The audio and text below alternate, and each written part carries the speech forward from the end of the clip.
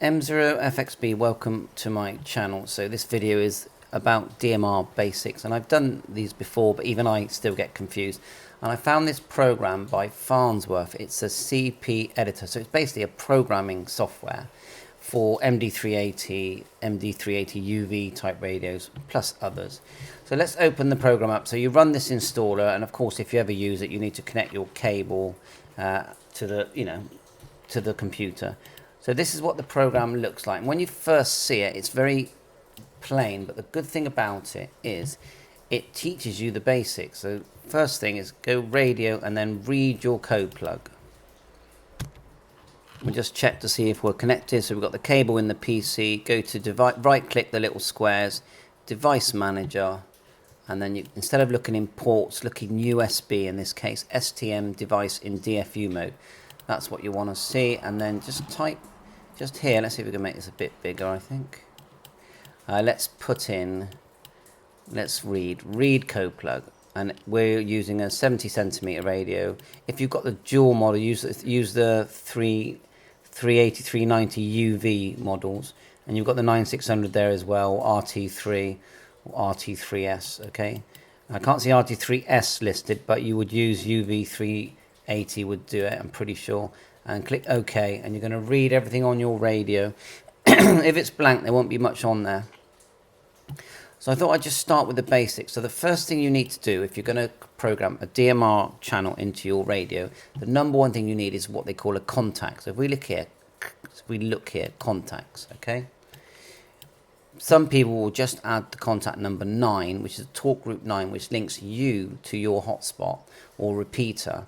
It doesn't actually link you to a talk group, but then you can use manual dial, or you type in on your radio the number of the talk group, key the microphone, and then you're connected to a certain talk group. If you want to, most people, you at one point you'll need to add an actual talk group number. So a very popular one is talk group 91. So in this case, we would add one. So click here, add, click add, and then there's a new one that it's added there at the bottom. So you're about to create a talk group number. It's not a channel, it's just a number. So double click that, and then if it was called, I'm going to call it 92 because 91 I've already done. So 92, and you could call it a name if you want, 92, and then we'll call it WW, and then put in the number here underneath, 92. And it's a group call you're selecting. Group call is the one you're going to use. Private is for things like commands and echo test, things like that, but we're just doing a group call. So it's a talk group, and click add. So you've created a talk group called 92. So the next thing you do is then you go to your channel. So click channel. You can keep these windows open. So there's the contact window there. We're now in our channel. So let's start doing the basics of a channel. So the first thing is we're doing a DMR channel, so we're going to choose digital here at the top. If you're going to choose an analog channel, you would just select analog, and then that would give you the ability to then add your CTCSS here. Look, CTCSS code, and that's quite common, is say 77, and that's when you TX. Encode means TX. Decode is on receiver. You don't tend to need to do that. Anyway, we're doing a digital channel, so we'll go back to digital, and then we'll put in the frequency of our hotspot, which is here. RX frequency is here. Some radios, see it says the offset here, and the offset of my hotspot is 0 because it's a simplex. But if it was a repeater, quite often it would be 7.6. So you put a 7 there and a 6 here for a 70 centimeter one. Look, but because we're simplex hotspot, we just keep it all to zeros, like so. So we've got our frequency, and we need to name it so we can find it. So channels, these are channels, and channels go into zones. So we've got our frequency, we've named it, and this one should be called hotspot, and we should add on the end 92 because that's to remind us. And then we need to select the contact that we created here on the right hand side. So we go down, and we're going to find 92. There it is there. That's the one we just created. So our channel now knows that when we key the mic, what talk group it's going to join, which is 92 that we just created in contacts. So then we can set our timeout. So here is how long you can speak for. So that's 315 seconds. We can select our power. We're indoors, so we're just going to select low. Then it's the color code. Now repeaters are quite often they're 3, but on hotspots they tend to be 1. So color code is like CTCSS. So we just put that in, and then repeater slot. Channels are cut in half, and nearly always I use slot 2. But if I want to use a command or a private command like echo test, which is 9990, or disconnect, which is 4000, I tend to use slot 1, so I can use the other half of the channel to give commands out, even if the other half is busy.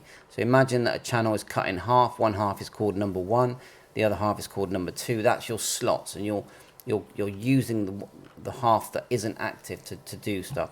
So once you've created your channel, so this is a channel here we've just created, we need to put it into a zone so we can find it. So the reason for that is that when you turn on your radio and you're going up and down zones, zones are basically groups of channels, you can find it. So we've created that one there as hotspot 92. So if I double click and open another window here called zones, this has come here. Now these along here on the left, these are all zones, groups of channels. So if I choose the hotspot one in that group of channels, when I turn the middle knob, 16 turns on this particular radio, and some radios have a lot more than that.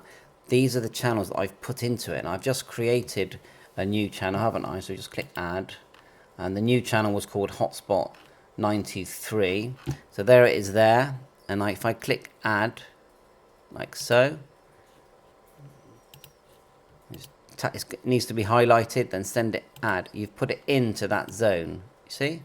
You just added it. So when you turn on the radio and you select that zone, which is called hotspot, you're going to find these channels. If you choose a different zone, like I've got one here for HubNet, and I've put a channel in for HubNet, like so, and then say simplex channels, you decide. That's the thing about DMR, is that you're deciding what the zones are called. You're deciding what channels you're going to create, and whether they're going to be analog or digital, and you're deciding what talk groups you're going to use in those channels. So that's it. I know it is confusing, but just in summary, you create a channel which is linked to a talk group that you put into a zone, which is groups of channels, so you can find it. And within your channel, you've got color codes, which is CTCSS, repeater slot, which is 2 halves of the channel. You've got to name it so you can find it. You've got to put the frequency in you're going to use and any shifts required, and choosing whether it's digital, analog, and away you go. So all I can say is, watch this 10 times, create one channel from scratch, and then you'll start to get the nuts and bolts of DMR, and then you can start thinking about a bit more advanced with group lists and scanning, which I don't even do. So 7.3, bye for now, catch you on air, all the best.